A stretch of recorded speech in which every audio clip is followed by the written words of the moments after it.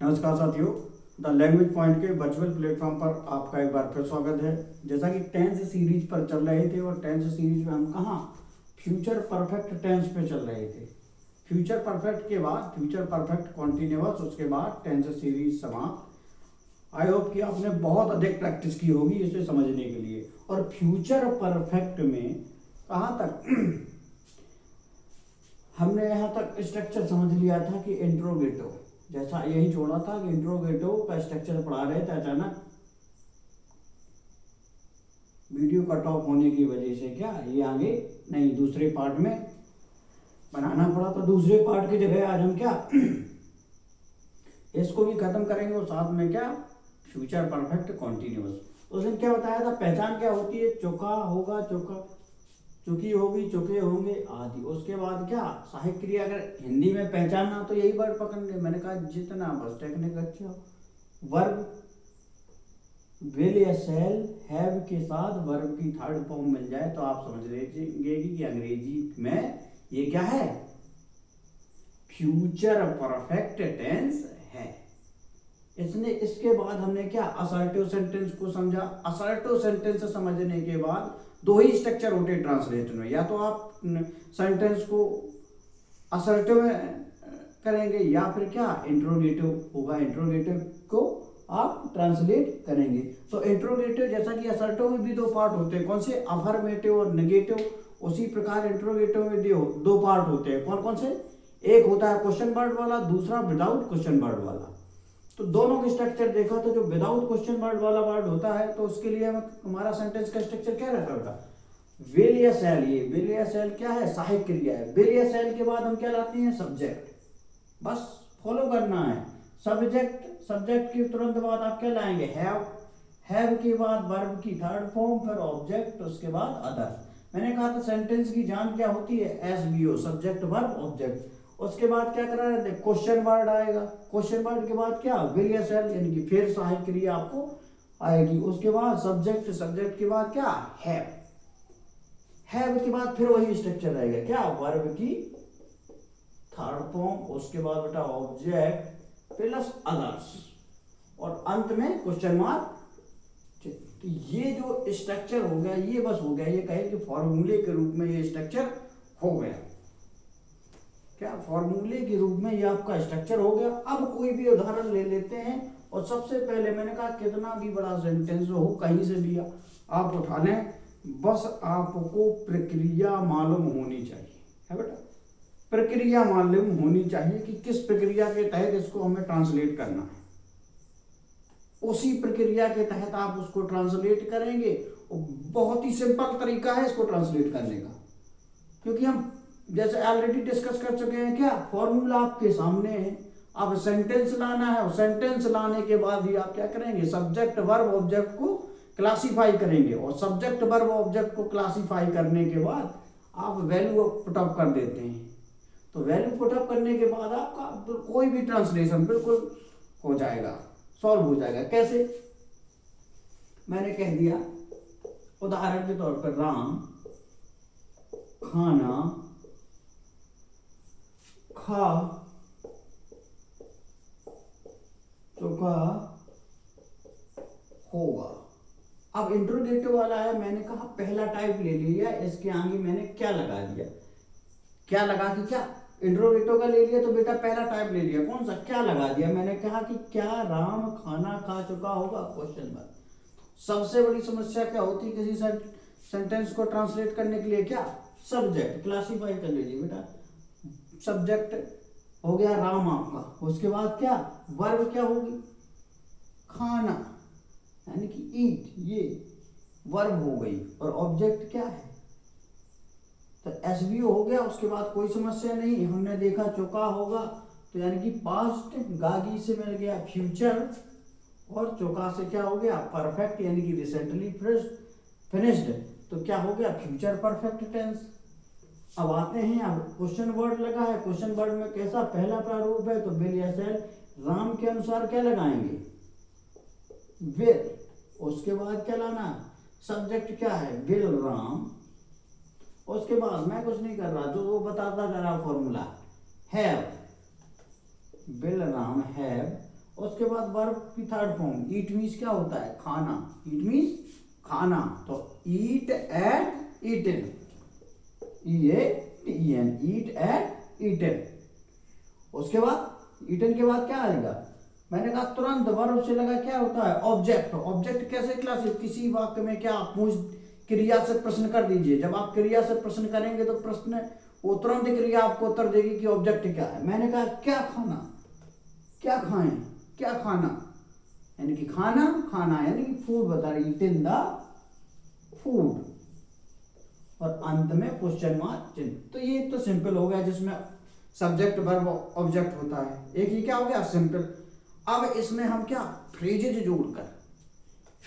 जोड़कर और बड़ा बना सकते हैं। मैंने कहा सेंटेंस कितना बड़ा है इसकी महत्वता नहीं है, महत्वता क्या है कि आप कितना कॉन्सेप्ट समझे। सेंटेंस बड़ा होने का मतलब उसमें और फ्रेज जोड़ देंगे, एक फ्रेज जोड़ेंगे, दो फ्रेज जोड़ेंगे। फ्रेज क्या होता है, छोटे छोटे वाक्यों का समूह होता है। मेनली आपने प्रिंसिपल फ्रेज के सब्जेक्ट वर्ब ऑब्जेक्ट को क्लासिफाई कर लिया, उसके बाद क्या वैल्यू पुट अप करना। तो ये आपको आई होप समझ में आया होगा। तो इसके बाद हम क्या एक सेकेंड इसका एग्जांपल लेते हैं।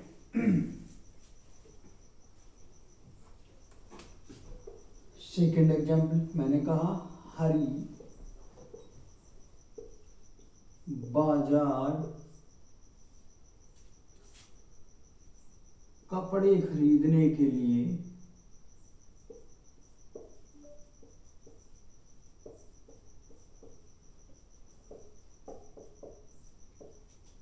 क्यों जा चुका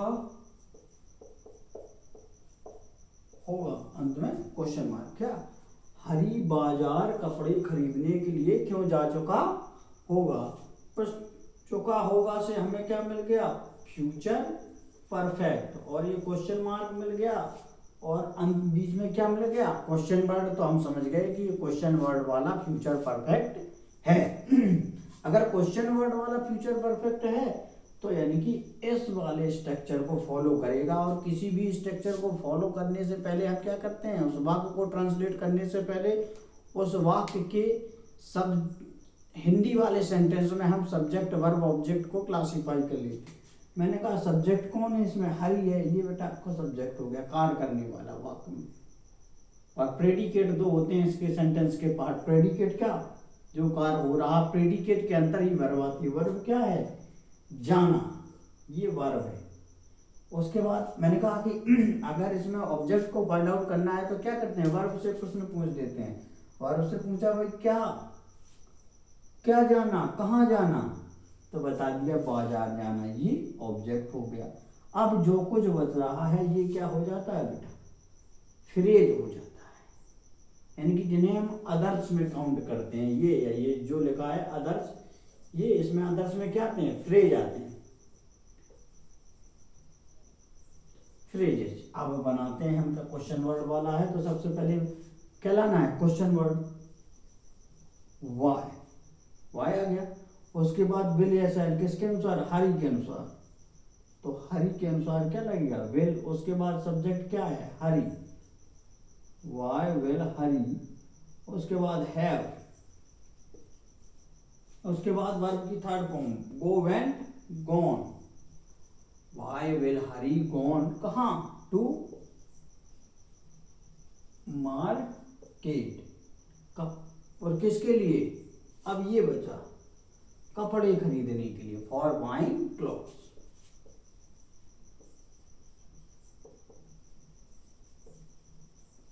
फॉर बाइंग क्लॉथ्स, अंत में क्वेश्चन मार्क चिन्ह। बताइए इसमें मैंने क्या किया, कुछ नहीं, पहले से फॉर्मूला रखा था उसी में रख दिया। हमारा काम था सब्जेक्ट वर्ब ऑब्जेक्ट को हमने क्लासिफाई किया, उसके बाद जो हमारा स्ट्रक्चर कह रहा था उस स्ट्रक्चर को फॉलो करते हुए वैल्यू रख दिया। जो उसने निर्देश दिया वही निर्देश का हमने पालन कर दिया। जब पालन कर दिया तो एक भाषा से दूसरे भाषा में, यानी कि हिंदी से अंग्रेजी में सेंटेंस ट्रांसलेट हो गया। तो आपको ये चीज मुझे लगता है समझ में आई। नहीं समझ में आई तो एक बार और देखिएगा और कोशिश कीजिएगा केवल समझने नहीं, समझ में तब आएगा जब आप इसी प्रकार से कई वाक्य को पहचानेंगे और उसकी प्रैक्टिस करेंगे। विदाउट प्रैक्टिस समझ में नहीं आने वाला। थोड़ी देर के लिए आपको अच्छा लगेगा, महसूस होगा, हाँ हम अब लैंग्वेज को ट्रांसलेट कर सकते हैं, हम लैंग्वेज को समझ सकते हैं। लेकिन लैंग्वेज क्या मांगती है बेटा? प्रैक्टिस मांगती है। बिना प्रैक्टिस की लैंग्वेज समझ में नहीं आए। तो ये तो पिछले वीडियो का जो पार्ट था फ्यूचर परफेक्ट का, वो खत्म हुआ। अब हम क्या, future perfect continuous, last tense हमारा बचा है कौन सा बेटा? Future perfect continuous, future perfect continuous.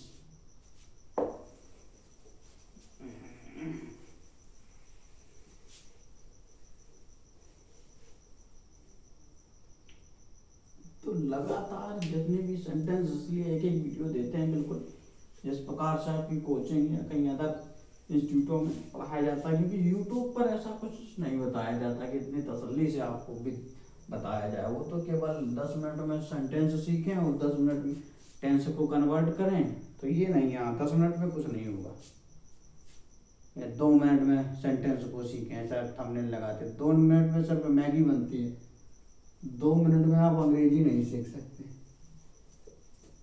तो अगला सेंटेंस कौन सा है? Future perfect continuous.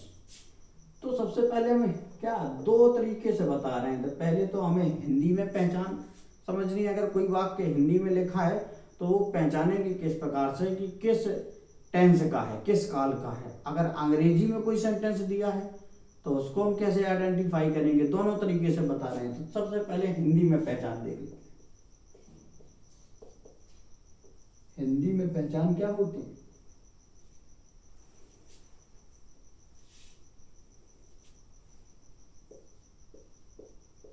रहा होगा, रही होगी और रही होंगे। आप कहेंगे ये तो आप फ्यूचर कॉन्टिन्यूअस की लिख रहे हैं, और साथ में बेटा क्या? टाइम, टाइम यानी कि समय, यानी कि रहा होगा, रही होगी, रही होंगी के साथ अगर आपको टाइम मिल जाता है यानी कि समय का बोध दिया जाता है, तो आप क्या समझेंगे कि वो परफेक्ट कॉन्टिन्यूअस है।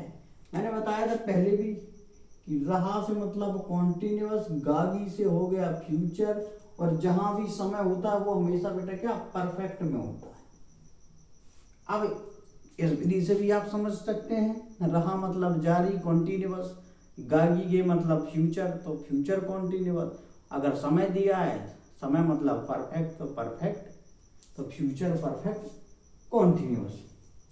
अगर कोई सेंटेंस, ये तो हिंदी में पहचान हुई, अगर इस प्रकार का कुछ मिलेगी प्रक्रिया, समय दिया होगा, रहा और रही होगी कोई सेंटेंस में, तो आप समझ जाएंगे वो क्या है? Future perfect continuous. अगर आपको आप समझना है कि अंग्रेजी में इस लैंग्वेज कोई सेंटेंस लिखा है अंग्रेजी लैंग्वेज में, आप कहेंगे इसका भाई काल बताइए, टेंस बताइए, क्या पहचान है?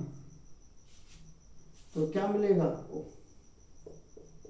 विल या shall have been, will have been या शैल हैव बीन, उसके साथ कॉन्टिन्यूअस है तो वर्ब की फर्स्ट फॉर्म में आईएनजी लगेगी। ये अगर स्ट्रक्चर मिल जाए किसी अंग्रेजी वाले वाक्य में, अंग्रेजी वाले वाक्य को पहचानना है कि ये किस टेंस का है, तो उसमें आपको क्या स्ट्रक्चर चाहिए? विल या शैल हैव बीन के साथ वर्ब में आईएनजी। अगर हिंदी वाले सेंटेंस का को पहचानना है कि ये किस में है, तो रहा है और रही होगी या इन शब्दों के बाद यदि किसी समय बताने वाले, समय से मतलब वर्ष भी बता सकता है, ये समय ही होता है, वर्ष क्या एक समय ही है, खाली घड़ी का टाइम ही समय नहीं होता। अगर कोई वर्ष बताए 1946 से 10 साल से 20 साल से, ये समय ही तो बता रहा, तो वो भी क्या हम समय के अंतर्गत उसे काउंट करें। तो ये तो पहचान फिनिश हो गई। अब पहचान फिनिश होने के बाद 2 ही काम रह जाते हैं, क्या? असर्टिव, अगर वाक्य या तो असर्टिव में मिलेगा या इंट्रोगेटिव में। इनके भी दो दो पार्ट होते हैं, उनके स्ट्रक्चर को समझ लेते हैं और इन्हीं दो में होगा और इन्हीं को आपने क्या ट्रांसलेट करना है अंग्रेजी में। अब सर्वप्रथम हम किसे देखते हैं, असर्टिव सेंटेंस। ठीक है, असर्टिव शॉर्ट ए। असर्टिव का हम अफर्मेटिव का स्ट्रक्चर देख लेंगे। अगर अफर्मेटिव वाला सेंटेंस होगा तो क्या करेंगे, सब्जेक्ट, उसके बाद विल या शैल कि हैव बीन, सब्जेक्ट प्लस यानी कि उसके बाद विल या शैल हैव बीन, उसके बाद क्या वर्ब में आईएनजी, उसके बाद वर्ब आ गया तो एसवीओ ऑब्जेक्ट आएगा प्लस अदर, अदर्स यानी कि अदर वर्ड। ये हो गया असर्टिव सेंटेंस को ट्रांसलेट करने का स्ट्रक्चर। और असर्टिव के अफर्मेटिव को, नेगेटिव का क्या होगा, सब्जेक्ट प्लस विल या शैल, उसके बाद विल या शैल के बाद आप जस्ट तुरंत नॉट लगाएंगे, नॉट, उसके बाद हैव बीन प्लस वर्ब में आईएनजी या जीरेंडियल वर्ब जिसे बोलते हैं, प्लस ऑब्जेक्ट प्लस अदर्स। तो ये स्ट्रक्चर हो गया नेगेटिव सेंटेंस का। यदि वो फ्यूचर परफेक्ट कॉन्टिन्यूअस में है, अगर अफर्मेटिव होगा तो ये स्ट्रक्चर फॉलो करेगा, ऊपर ए नंबर वाला, subject will have been, shall have been, verb में आईएनजी, ऑब्जेक्ट प्लस अदर। अगर नेगेटिव में होगा तो सब्जेक्ट, उसके बाद विल नॉट या शैल नॉट, उसके बाद हैव बीन, उसके बाद क्या लाएंगे वर्ब में आईएनजी, मुख्य क्रिया की फर्स्ट फॉर्म में आईएनजी, और उसके बाद क्या लाएंगे, और मुख्य क्रिया आ गई तो तुरंत ऑब्जेक्ट लगा रहता है तो ऑब्जेक्ट आएगा, ऑब्जेक्ट के बाद क्या अदर जो भी फ्रेजेज मिलते हैं तो उसे लगा देंगे। अब एग्जाम्पल ले लेते हैं। वह 3 बजे से गाना गा रहा होगा। अब समय के लिए एक चीज मैंने इससे पहले बताया था, समय हमेशा कंजक्शन लेता है। पहला कंजक्शन होता है सिंस, दूसरा होता है फॉर। ये कंजक्शन हम बता चुके हैं प्रेजेंट परफेक्ट कॉन्टिन्यूअस में बताया था, तब भी हमने आपको क्या दो कंजक्शन बताए थे, सिंस और फॉर। पास्ट परफेक्ट कॉन्टिन्यूअस इसमें तो परफेक्ट कॉन्टिन्यूअस जहां भी आ जाए तो दो ही कंजक्शन समय टाइम टेकिंग कंजक्शन कौन से होते हैं, दो हैं, सिंस और फॉर। सिंस क्या होता है, निश्चित के लिए, और फॉर अनिश्चित के लिए। ये भी बात जानकारी आपको होनी चाहिए। समय हमने तो समय के साथ दो ही कंजक्शन आएंगे, सिंस या फॉर। तो किसी सेंटेंस को किसी भाषा में यानी कि अंग्रेजी में आप ट्रांसलेट करेंगे तो सब्जेक्ट वर्ब ऑब्जेक्ट, सब्जेक्ट हो गया हुआ है, वर्ब हो रहा है कि गाना, और क्या गा रहा है, गाना। तो वह की स्पेलिंग क्या होती है, गा रहा है, मेल है तो ही हो जाएगी, ही के साथ आप लगाएंगे will, he will have been, उसके बाद सिंगिंग इस गाना ING, he will have been singing, और क्या गा रहा, singing a song, singing a song. उसके बाद अब मैंने कहा क्या बचा आपके पास, समय। समय 3 बजे से तो निश्चित है, समय के साथ समय हमेशा क्या लेता है, कंजक्शन लेगा, या तो सिंस कंजक्शन लेगा या फॉर कंजक्शन लेगा। सिंस क्या होता है, डेफिनेट समय के लिए, निश्चित समय के लिए, तो सिंस 3 o'clock, बस बन गया। He will have been singing a song, हमने क्या इस स्ट्रक्चर को फॉलो किया, तो he will have been singing a song since 3 o'clock। अगर इसमें कोई फ्रेज जुड़ा होता तो उसको लास्ट में जोड़ देते, ठीक है। अगर यहीं पर नेगेटिव का, वीडियो बड़ा होगा, नेगेटिव का अगर लेना हो तो नेगेटिव क्या होगा, मैंने कह दिया, दूसरा सेंटेंस ना लिखते हुए यहीं पे समझा देते हैं, बी नंबर स्ट्रक्चर। अगर यहाँ पर बी नंबर स्ट्रक्चर लेते हैं तो बी नंबर स्ट्रक्चर में क्या रहेगा, बस यहाँ पर नोट आ जाएगा, बिल के बाद नोट, क्या आना है, बिल के बाद नोट आए। मैंने कहा हुआ 3 बजे से गाना नहीं गा रहा, यहाँ अगर नहीं लगा दें तो इस स्थान पर क्या आ जाएगा, नोट। बस यही परिवर्तन होना है। तो आप इस सेंटेंस को दोबारा या किसी और सेंटेंस को नोट करके अपने नोट में नेगेटिव वाला पार्ट भी ऐड कर लीजिएगा। इतनी बात आपको समझ में आई होगी, क्योंकि इससे पहले भी बता चुके।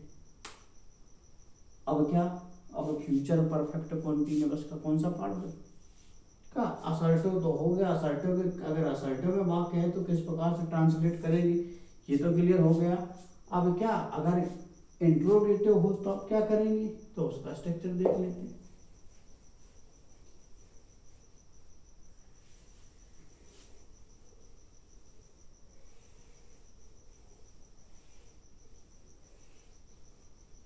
उसका स्ट्रक्चर देख लेते हैं।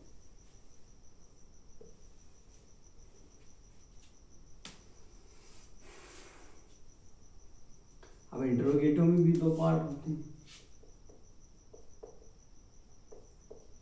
एक क्वेश्चन वर्ड वाला, दूसरा विदाउट क्वेश्चन वर्ड वाला। अगर तो दूसरा विदाउट क्वेश्चन वर्ड वाला, यानी कि जिसमें क्वेश्चन वर्ड वाक्य के मध्य में ना हो। और पहला किसके रूप में चर्चा करते हैं, जिसके वाक्य के मध्य में क्वेश्चन वर्ड ना हो। तब हम क्या करेंगे, स्ट्रक्चर क्या होगा, विल या शैल।